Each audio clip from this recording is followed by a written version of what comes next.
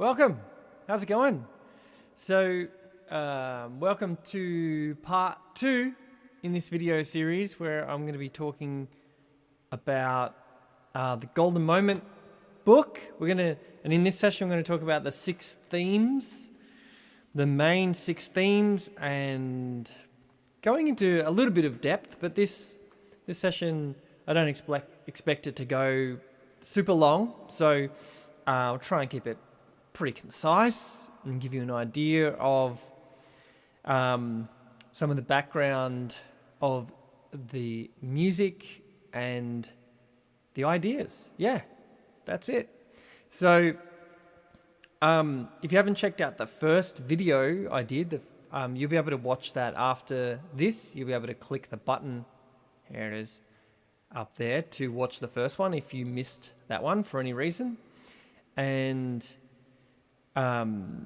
this is going to be fun. I haven't shared really in depth a couple of things. One of the things I'm going to share is the artwork here, the deeper meaning of the artwork. I've sort of said a little bit here and there about what it is and what it all means. And in this session, I'm going to dive into that. And then that's going to give us the context for talking about the 6 themes. And then I'll play a song. How about that? And today, I even went to the trouble of creating a little bit of a presentation because I can kind of sit here and talk about abstract ideas, like I'm going to talk about the triangle and Maslow's hierarchy of needs, and I can do it like this if you want me to.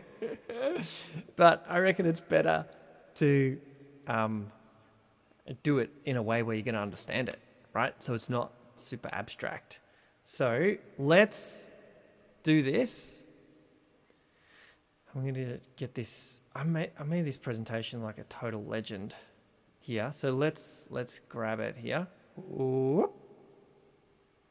There we go. It works. And look, I'm over here. So don't worry. I'm still here.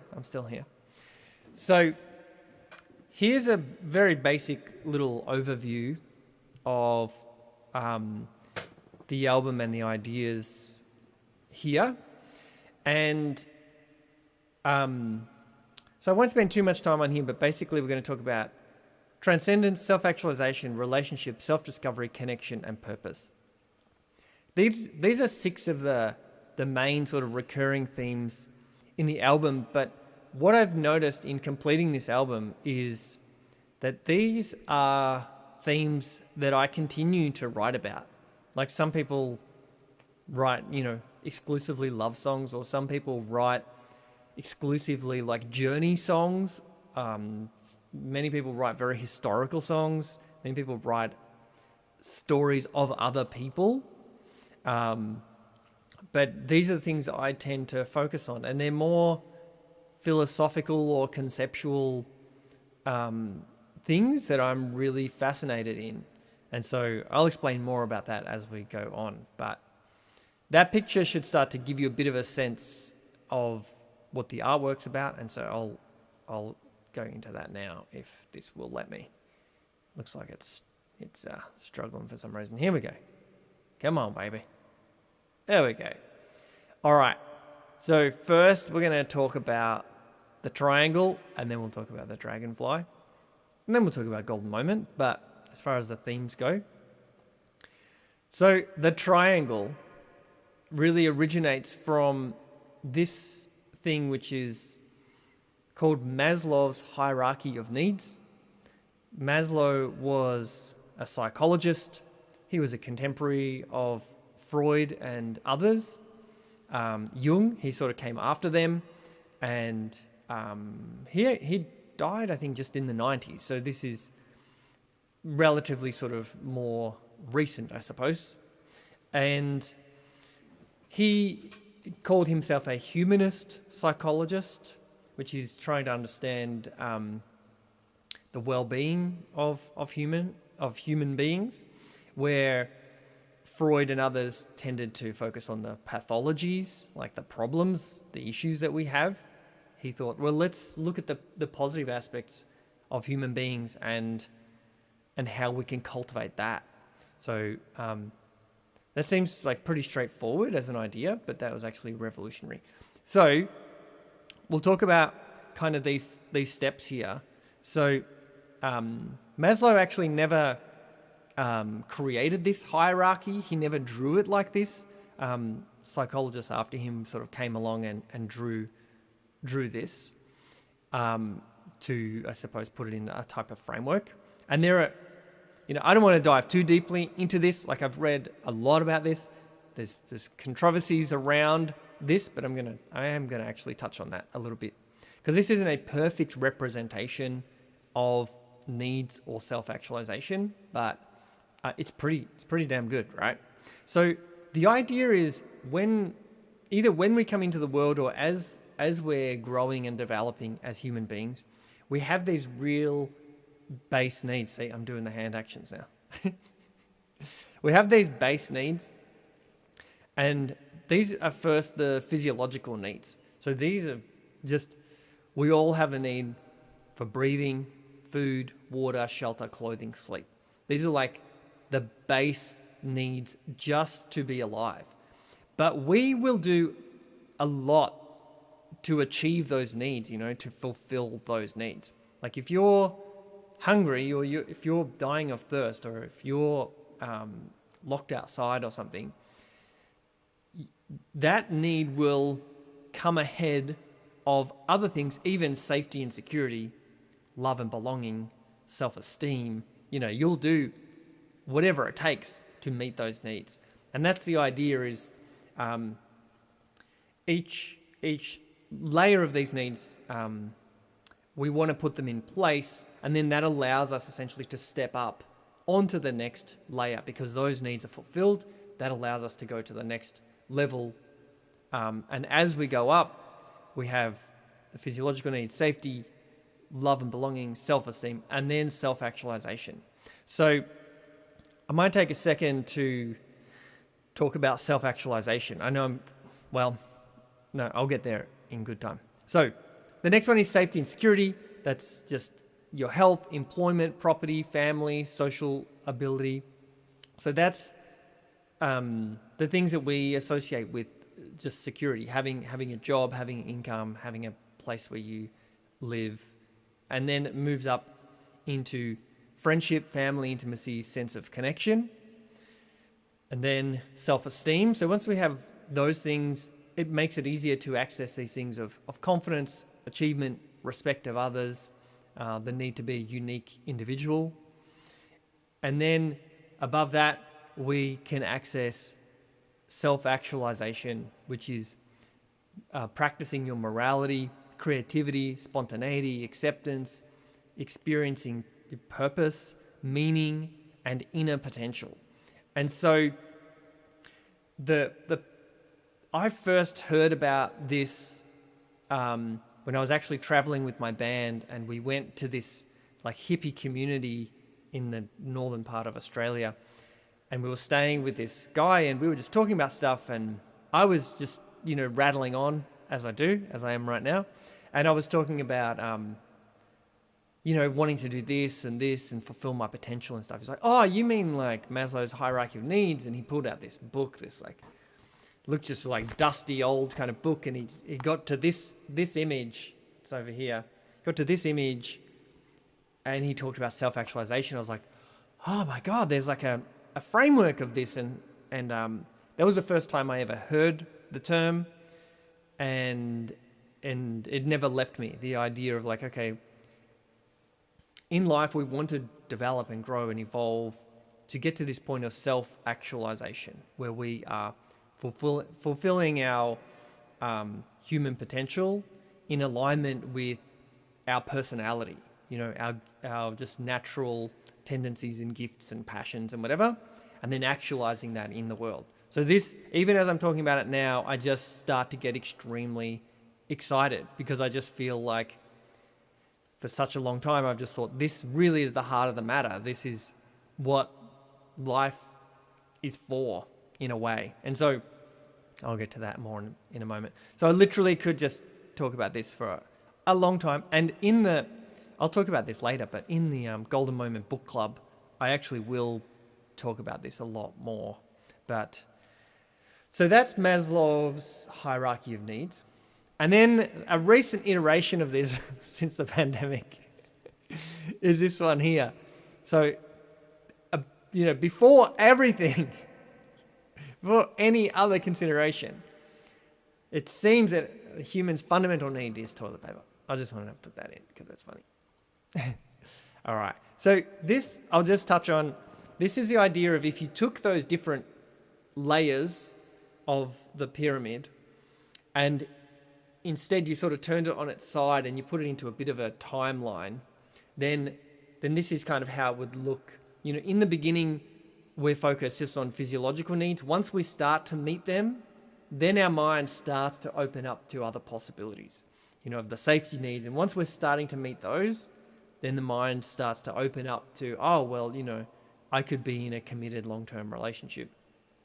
Once we have love and belonging in place, then esteem starts to sort of come into the picture. And then once we have a few of those in place, that's when in the mind arises the idea that, I could pursue self-actualization. So, like I said, even this isn't a perfect picture. There's more complexity to this, which I'll talk about another time. All right, so that was the triangle. Now we can talk about the dragonfly. So let's talk about the dragonfly. So the dragonfly, the reason that it's a part of this presentation and why I'm talking about this, hopefully, this still works if I've got this open, hopefully, is that the nymph is the first evolutionary part of a dragonfly. Obviously, it's an egg and then it develops. And so there's a couple of things to know about the nymph stage. So it's aquatic, so it actually lives underwater. So it lives under the surface. And when I think about the conscious and unconscious mind, the unconscious is all underneath here, and then the conscious mind is just this little bit at the top that we perceive. And so it lives under the surface of the water for most of its life, for almost the entirety of its life, actually. And then as it grows, it has this exoskeleton. And then it sheds that exoskeleton so that it can grow a little bit bigger. And then as it's getting towards the phase where it's going to exit the water and turn into a dragonfly, it goes through a growth spurt over a few months. And in that few month period, it actually sheds the exoskeleton 15 or more times. So the reason I'm talking about this is, in my mind, this is the metaphor of growing and changing and shedding our past, behaviors and attitudes and flaws and fears and concerns and limitations and all that stuff, and going through that process. And so once it's gone through that process, it starts to go through the next process, which is emergence. So let me go back here. So then there's emergence. And emergence is after around 2.5 years, the dragonfly climbs up, the reed, the stem of a reed, or it actually can climb out onto a tree. I've actually seen like dozens of these on a tree. And then it starts the final transformation. So what happens is it's in this exoskeleton. It starts to actually break out of the back of this exoskeleton, and then it kind of gets its head out and it starts to reveal itself fully, and then it dries out, and then its legs harden enough that it can actually grab onto the tree or whatever. Then it pulls itself fully out, and then the wings slowly also start to just stretch out, and then when they dry, it does this amazing thing that once its wings are back like this, then it actually just goes, puts it into this position that we're all familiar with. And then that also has to like dry and harden. It's like amazing what happens. And then the muscles that control the wings start to just like gyrate a little bit, start to activate. And then that's when you have a dragonfly. So, and then it just takes off and it can instantly fly amazingly and just goes and then starts to fly around. And so that's the dragonfly part. And then this is really the whole idea of metamorphosis. You know, this is what the whole idea of golden moment is this transcendence or metamorphosis. And that's the dragonfly. That's the dragonfly. And then once the dragonfly is actually out, it only lives a couple more months, 2 to 3 months. And it's really like a mating season. It just comes out, finds a mate, the mate lays the eggs, and then the process happens again. So there's dragonfly. There's dragonfly. Hopefully that all was showing on the screen properly because I couldn't quite see it actually. All right. So now we kind of put these two pictures together. You can see here on the screen, there's the dragonfly and it's evolving up through Maslow's hierarchy of needs towards self-actualization, transformation, metamorphosis, and transcendence. So thinking about the dragonfly today, and the transcendence part is when, you know, it's been underwater really its entire life, and then it goes through this transformation, and then it can fly. Like it's, you know, it's been stuck in this little pond basically, and then when it transcends that way of being, that form, it actually can, it's this incredible biological machine that can fly around, you know, with this articulation of being able to fly, and it has access to all this other stuff, has access to the rest of the world, you know. So it's a very, when I think about that, it's just like this openness, it's just this freedom and beautiful potential that happens through this transcendent metamorphosis. Hope that makes sense. Maybe not articulating that perfectly, but there you go. All right, so now that we know that, I want to connect all this to the album and the music and the chapters of this book. So what we'll do is I'll go through each chapter and we'll start to connect some of these up. And we're going to start from the bottom. So the bottom one is purpose. I should have had the image in the corner or something to keep track. But basically, we're going to start at the bottom foundational layer, and then we're going to move up. So this is a lyric from Trap Fox. It says, "When you see your eyes in the eyes of your brother, and it's your hand on the tiller to the rudder, no matter which way the wind ought to blow, it can't tell you which way you ought to roam." So to deconstruct this a little bit as it relates to purpose is that when we have a purpose, then we, as something that's inherent in a purpose is an aim. It's a goal and a direction of, I will be heading in this direction.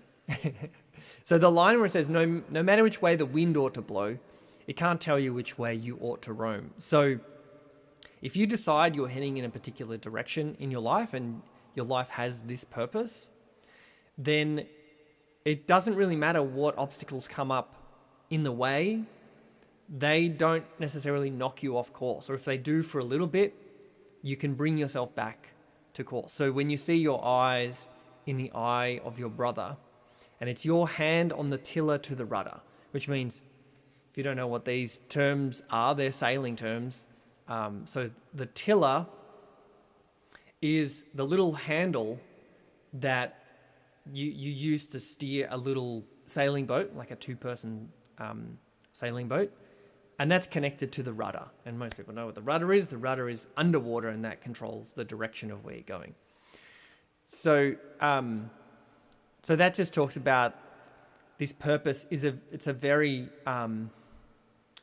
individual purpose, and we can take responsibility for that purpose and then embody it, and that can bring us into the world, you know. I was doing a little bit of like reading up and stuff for this session, and I'll talk about this book later, Transcend. It's really pretty an amazing book. So I'm going to read this quote about sort of purpose and seeking your own way in the world. So this is a quote from Friedrich Nietzsche, who's a psychologist also and a philosopher from Germany. All right, so he's famous for saying, if it doesn't kill you, it makes you stronger. What doesn't kill you makes you stronger. So this is the quote. It's very powerful. No one can build you the bridge on which you, and only you, must cross the river of life. There may be countless trails and bridges and demigods who would gladly carry you across, but only at the price of pawning and foregoing yourself. There is one path in the world that none can walk but you. Where does it lead? Don't ask. Walk! It is an agonizing, hazardous undertaking, thus to dig into oneself, to climb down roughly and directly into the tunnels of one's being. Oh my God. It's very epic, right? So, he's sort of just saying this is a task that each of us has, is to derive what is this purpose. So that's a bit of Trapped Fox. Let's move on to the next one. So the next rung up on Mijo's little hierarchy of awesomeness, the next step up is connection. So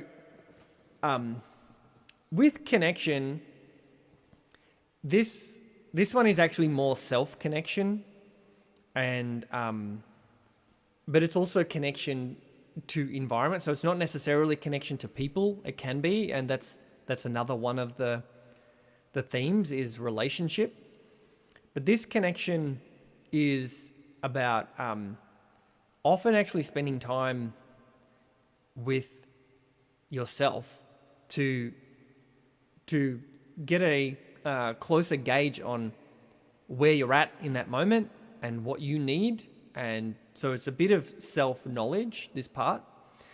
And so the line from O Raven is at the end of the song, O sunrise, where do you get all your gold? Why are you so hard to hold?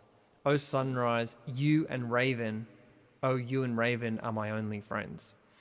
So this song came from being in a cabin in Iceland and being on my own, actually, and having no connection. So I had no phone, no internet, none of that stuff connecting me to the outside world. So the only options that I really had were to connect to myself and to connect to my immediate environment and to navigate that and find a way through that. And so I think that in this day and age, we're really missing a lot of self-connection.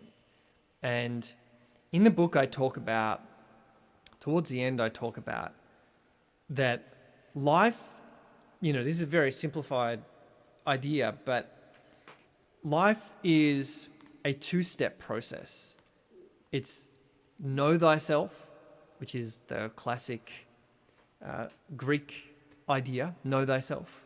And then the second part is be thyself. And so as we're going through these steps, you'll also see it's basically these 2 steps, which is know thyself and be thyself. So deeper purpose is about knowing yourself, and connection, self-connection is more on that, which is knowing who you are, understanding what your needs are. So it's self knowledge, really.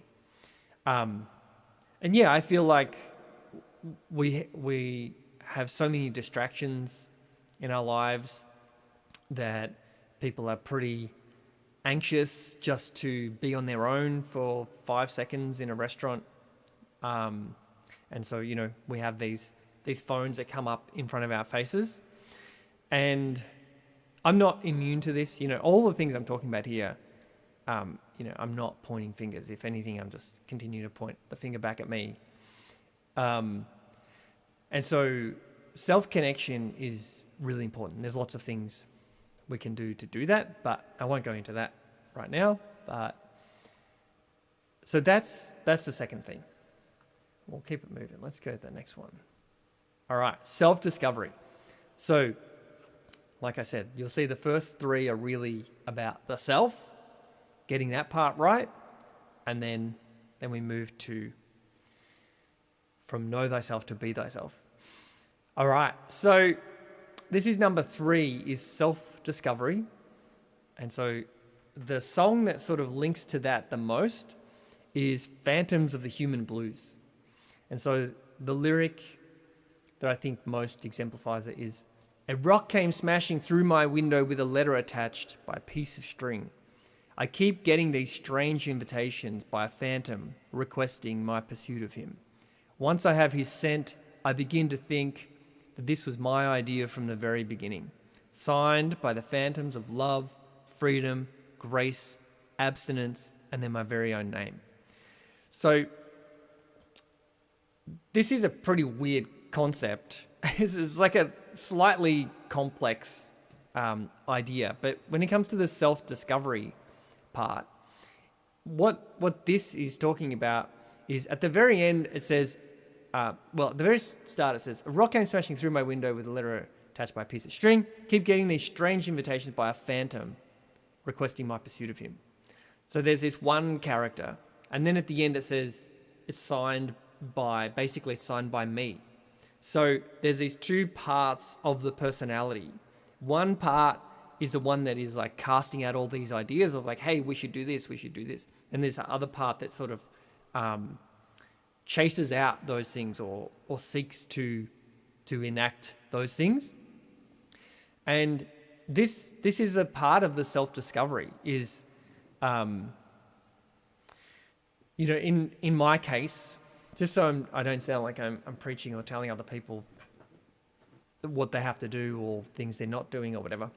So in my case, these things that I was constantly chasing is these ideas of like love and freedom, personal freedom, grace and abstinence. How do I have, more control over myself and my actions and behaviors and things like that. And so through the seeking of these ideas and concepts and this understanding, I continue to come into contact with myself and noticing my own patterns when it came to love, which I'll talk about next, love and relationships. And then freedom, what are my needs around freedom? And I'm coming to realize with what's happening in the world at the moment that freedom is probably my highest value, and I keep discovering this about myself. And then, grace and abstinence, like through discipline, you can learn a lot about yourself or in the pursuit of discipline and abstinence. And so self-discovery it's really the whole thing that I'm doing in creating an album, in creating music. Every song that I write, I don't know what the song is going to be until it's written. So I'll have a concept of what I want to do, but through the process of writing the song, I actually uncover and discover for myself what I'm actually trying to say or what I actually really think about this topic. And this book has been the same type of journey.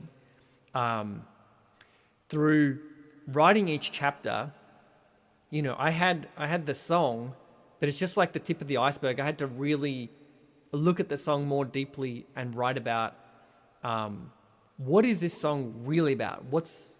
What are all the moving pieces that this song is sitting on? So that's why I think creativity and having a creative practice of some kind is an incredible way of going through the process of self-discovery. So I'll leave it there for that one. So then now we're on to 4. The 4th theme is relationship. So as I was preparing for this, I noticed that actually there were sort of 3 songs on the album that fit very neatly into relationship. And I think that would probably be almost the first time that's ever happened on my album. So this is obviously a theme that is becoming more dominant. And the reason for that was that I ended up having a breakup after a couple of years. And I think I was around like 32, 33, maybe. And this was after a series of relationships that ended. And so, well, I'll just read. This is some lyrics from the song That's So Pretty. Whoever said it's better to have loved and lost than to have never loved at all has never fallen in love and never met with what awaits at the end of it all, at the end of the fall. So this can be a confusing line for people, because I've had people say, but if someone says that they've loved and lost, then I'm saying that they've never actually fallen in love. So my point here is, someone might think that they've fallen in love and lost. So I'm saying that the love that was lost in this thing was the real deal. And if you have the real deal and then you lose that, then it's not better, you know? So anyway, what was happening in my life when it comes to the relationship thing was I had this breakup, and it was just a huge kick in the guts where I was like, I'm doing something wrong. I'm doing something wrong here, because, you know, this person, there's nothing really massively wrong with them, and I'm just being like Jerry Seinfeld in nitpicking or whatever it might be. And I used to have many false ideas around what a relationship was about and what it was for. And I always thought, well, it should be easy. And I think Hollywood has a lot to answer for when it comes to lots of romantic comedies about, you know, meeting the prince and all that sort of stuff, or meeting the princess. And I always thought, well, it should be easy, and if it's too hard, then it's just not meant to be, and you just need to move on. And then one of my big realizations was, well, I'm the common denominator in these relationships, and I probably need to change some things about me rather than pointing the finger at this other person. And so I made a huge commitment to just say, you know, if I'm lucky enough to meet someone who's really amazing, then in future, I'm not going to run away from that. I'm going to use the relationship as a vehicle to become a better person. And that had never dawned on me before. I just thought, this sucks, I'm out of here. And so the way I think about relationships now is completely different. And so, that's why I wrote this song, and why I wrote a lot more about it in the book here. And maybe I'll actually, well, I've kind of have summarized it there, and so I won't read from the book too much. But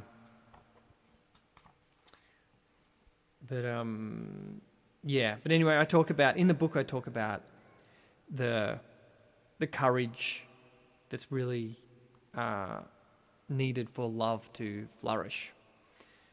So I'll just read this last part of it.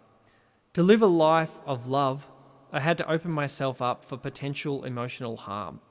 I had to be willing to be more vulnerable, had to be willing to run towards the fire when everything in me wanted to run the other way. Though the potential for pain exists in a relationship, the rewards have no known upper limit. Love is an opportunity for the greatest triumph of human beings. Love takes courage, and courage comes from love. I'll just leave that there for now. All right, so this one, I added all of these bits of this. Whoa, go back. All right. So, So we're getting up to the top now. Self-actualization.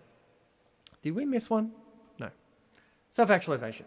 So this is sort of exemplified by the song You've Got Your Life, where it's really, the end of the song is really just this question over and over and over. You've got your life, so what are you going to do with it? What are you going to do with it? What are you going to do with it? What are you going to do with it? Which means, what are you going to do? The do is an acting word. It's a doing word. And so it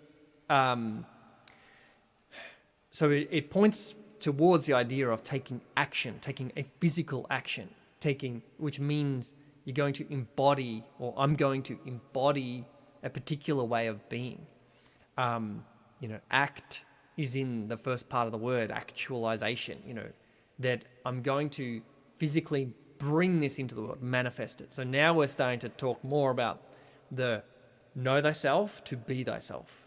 So when I started to understand myself a lot more, it made it much easier to feel more confident to be myself in the world, because I knew who I was, and that's still changing and evolving all the time as well. But I have a pretty clear idea of who I am, and so it makes it much easier to have the confidence to then be that person in the world. I found that when I was a bit wishy-washy and all over the place and trying different things, and which is all part of it, but I felt very uncertain. I felt very unstable, and having that deeper purpose, and then more self-knowledge and that self-connection really allowed me to step into this idea of self-actualization, to do the thing I love and embody it and express it in the world. And I feel like this is an enormous challenge to achieve this, and it's an enormous opportunity to really share oneself with the world and to actually have a positive impact on other people, to show other people what's possible in the human potential, So that's self-actualization.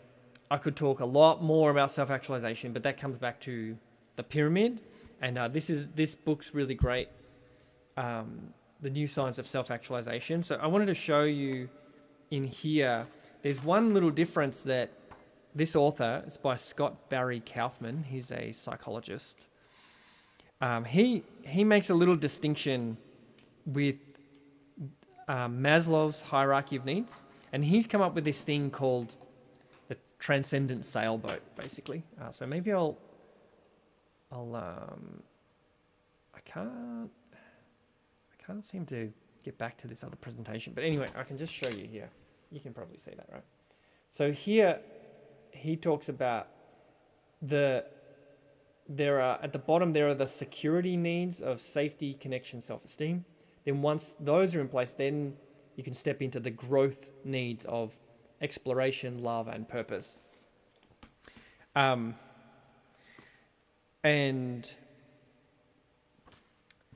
it's similar to what I'm talking about, the know yourself, be yourself, but he talks about security and growth. This is the thing that I'm most fascinated in, and I feel like if we each were focusing on this, a little bit, just a little bit, actually like turning our attention to it each day and focusing on it in some kind of way, then the world would transform around us. It's a big call, but I just don't see many other good ways around it. All right, next one, transcendence. So as I was sort of sharing there with the transcendence, this is sort of exemplified on the album and in the book by Golden Moment. So here's some more words from Golden Moment, the song. This moment is golden. It's the only thing we need. The past and the future can't save you. This moment can set you free. So make this moment good. Make it the best that you've had. Give it all you are. Give it all that you have. You don't have to wait any longer. You can be free right now. Just give into it, give into it, give into it, give into it. I can show you how.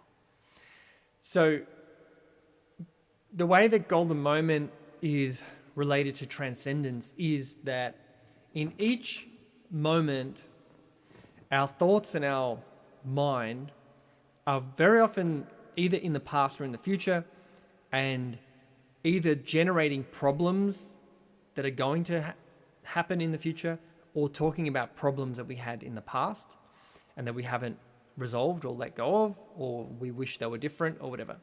So this idea of transcendence is not to it's not to go to the negative aspect of whatever we're thinking about, but to go to higher values of moving beyond and above what the current issue might be. So an example of that, a very simple example, is going to be love, right? So when I'm having a conflict with my partner, with Lauren, there are two ways I can go. One is that we'll be having the conversation and then I'll start to get upset and I'll start to get triggered and I'll start to get defensive, and then I'll start to measure up all this stuff like, yeah, I know you're saying that about me, but what about this and what about that, and rah, then remember I did this, and what about when you did rah? Like, things can go in that direction very quickly.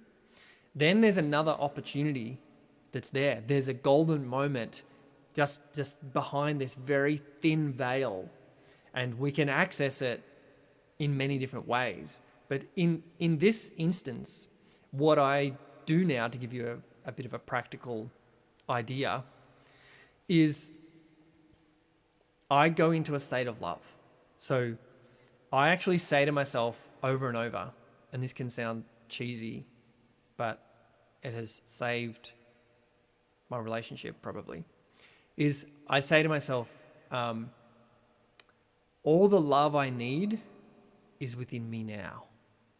And I continue to just say it over and over, even within the middle of the conflict, even if, Lauren's saying something that I'm not disagreeing with or whatever. And I just continue to say it over and over. And my entire perception changes from this isn't fair and you're not being fair to me and here's why, to how do I want to act? How do I want to behave in the next minute that transcends this bickering and this kind of bullshit back and forth? And so often once I go into that mode, I transcend my shit. I transcend my problems and my defensiveness. And then I have access to then reaching out and beyond, and just, saying like, hey, yeah, I really hear you there. Or, hey, I love you and I don't want us to argue about this. So let's talk about it in a different way, or whatever it might be. But it gives me this opportunity to transcend, right? So that's the idea of golden moment. And another theme of the book and a theme of my life is how can I take whatever's happening right now, and if I'm not liking it, and flip it so that I can turn it into something valuable, turn it into gold. I'm actually going to share more about these things, like more practical things we can do to create golden moments in the next session that's coming up next Wednesday, the 17th at 5 p.m. Melbourne time. And so you might want to join me for that, because I think it'll be really more practical and helpful than all this stuff. I mean, I'm happy sharing all this with you. All right, bonus theme. Bonus theme. His death. Yeah. So,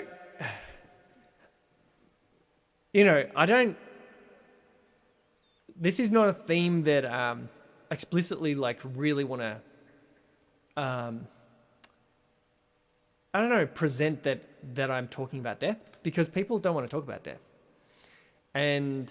But it is something that I would say actually underpins all the other themes, because this is a huge motivator for me. And the song that exemplifies this, there are really two, but the one that I write about in more detail in the book is I Heard You Calling. So this is when a friend of mine passed away, and I was at the hospital when it happened, and it was just a very, very challenging time. And the other song is You've Got Your Life, which is also inspired by death, and life, which was when the same friend passed away. So the lyrics from the song are, when I saw you swimming freely above your bed into the air, then into the night, my love turned you into light. The air that I breathe, everything I see, every memory lives on in me. So, in this example, this was when my friend passed away, and it was this devastating moment. But when I was spending, and I haven't really talked about this, but when I was spending time with him by his side, and he was in a really critical condition and was going to pass away, I was holding his hand, and he was there, but he wasn't really fully conscious and present. He was, but not in the normal way. And then he passed away. And in the book, I talk about how it's unfathomable for the human mind to really understand and conceptualize what happens in that moment when someone is there, and then the next moment they are not there. And you can, I could feel it, obviously, in his hand. I could feel it, and I was and on his forehead, and just how obviously he stops breathing, and it's gone like static.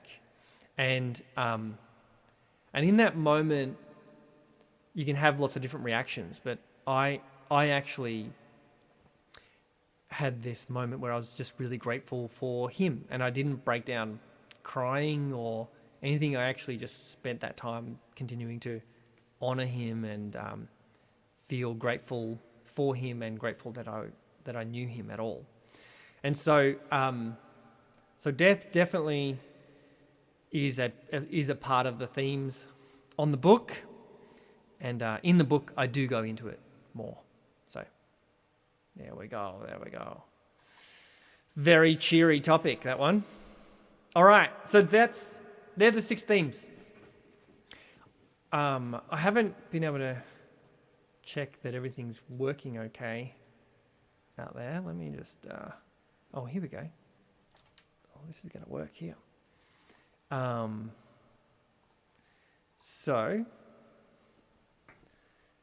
right. So, yes, they're the 6 themes.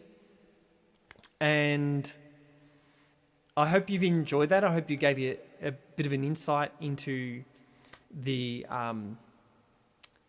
book, and and also the album, and also, I suppose, my body of work over the last probably 20 years has in some way been focusing on this. And so in the next session that I'll do on Wednesday the 17th at 5 p.m. Melbourne time, I'm going to go through some of these, but mainly talking about golden moment and that whole idea of transcendence and how to do that on a more practical level. Because even in this book, he gives some sort of like exercises and things you can do, but it's still quite an abstract thing about what transcendence means and what it is and how to do it. So I'll be sharing all the things that I do to engage in that, and it makes for a much more fulfilling life to be even just engaged in it. So that's that. And so now I'm going to play a song for you to wind this up. There we go. And I think the song that is most appropriate for this, hey, hey, is Golden Moment. So I'm going to play Golden Moment for you.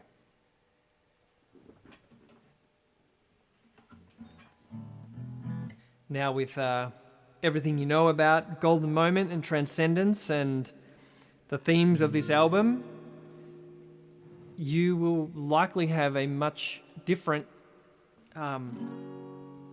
experience of this song.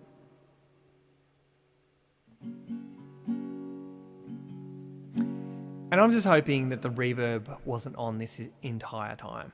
Was it? I think the reverb was on the entire time. My God. Well, here it is. Golden Moment.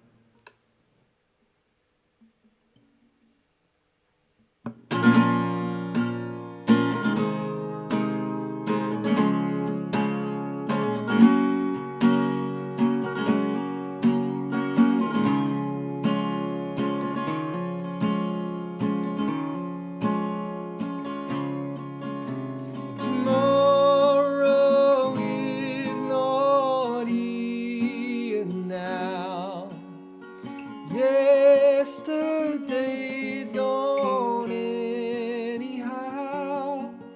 You never step into the same river twice.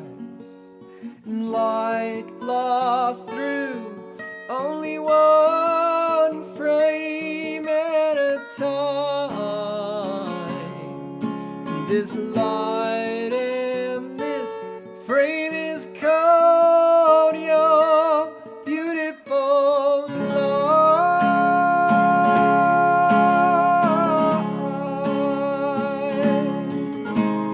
So what fills your world right now?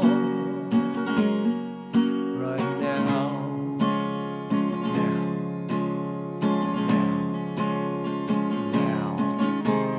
What do you feel and what is the accompanying sound? Oh, the sound.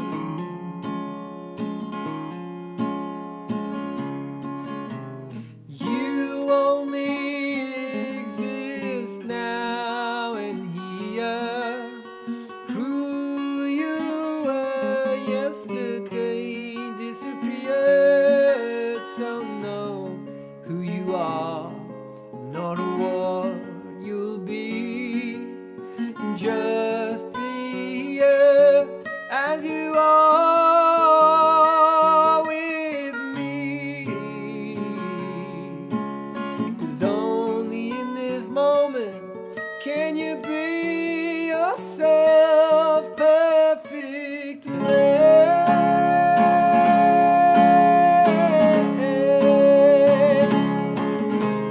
Now all you see is every single frame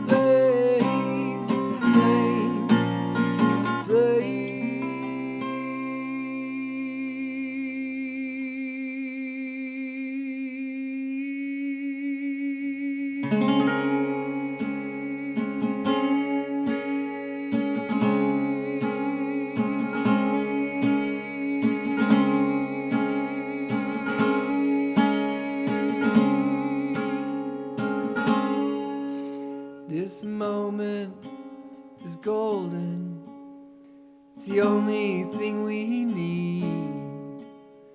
The past and the future can't save you. This moment can set you free. So make this moment good. Make it the best that you had. Give it all you are. Give it all that you have. You don't have to wait any longer. 'Cause you can be free right now. Give into it, give into it, give into it. I can show you how. Now each moment is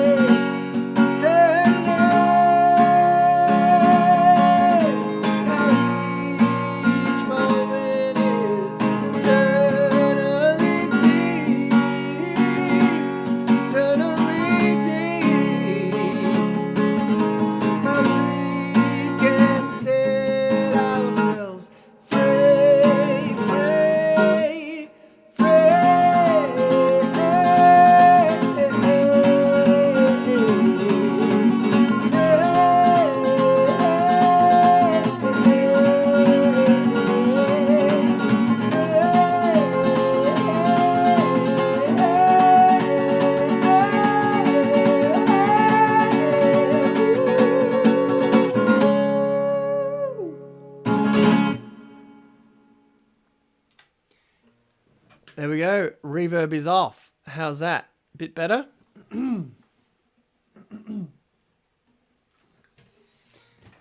All right. Well, thank you very much for being here.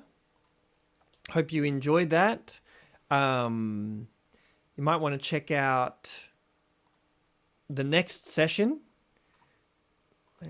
What is going on here? Check out the next session,